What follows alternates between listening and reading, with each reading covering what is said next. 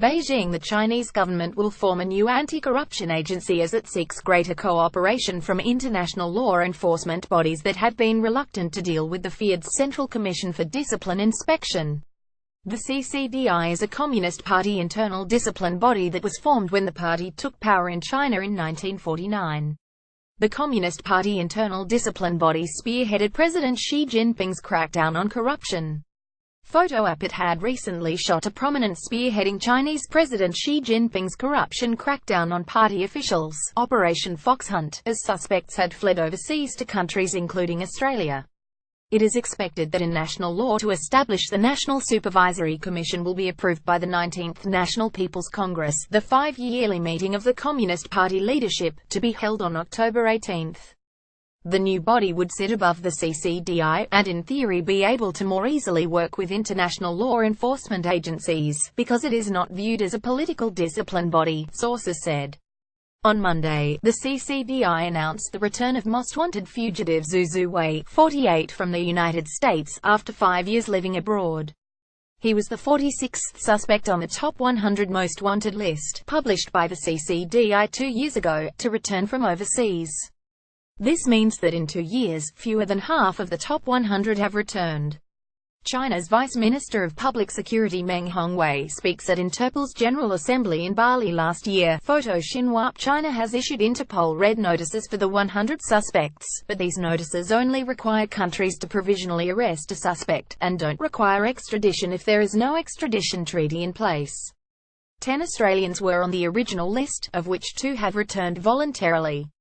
Crown no longer has any staff in mainland China following the detention of 18 staff members. Photo Bloomberg. Beijing is hosting the International Assembly of Interpol on Tuesday. China's Vice Public Security Minister, Meng Hongwei, was controversially appointed Interpol president last year.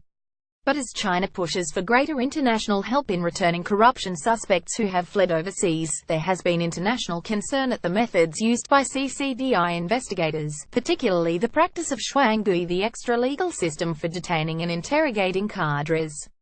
Party members accused of corruption can disappear for months, undergoing secret interrogation, to emerge with prepared confessions that are then read out in court, or on national television.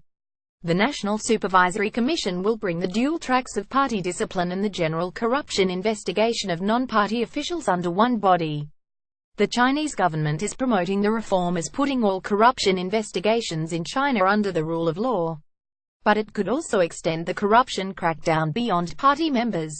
Teachers, civil servants, employees of state-owned enterprises, and even those of private companies that exercise public power are expected to come under its jurisdiction. The National University of Singapore's Assistant Director of East Asia Institute, Cheng Gang, wrote in a research note that the establishment of the new commission may not be able to solve the fundamental problems facing China's anti-corruption drive, such as the lack of independent judiciary systems and impartial law enforcement. In a trial of the new agency in Beijing, Shanxi and Zhejiang provinces this year, 9 people had been detained by July, including the former head of a state-owned international coal trading company, and 2,358 people interrogated. American law firm Ropes Gray said the new agency will change the landscape of anti-corruption enforcement in China.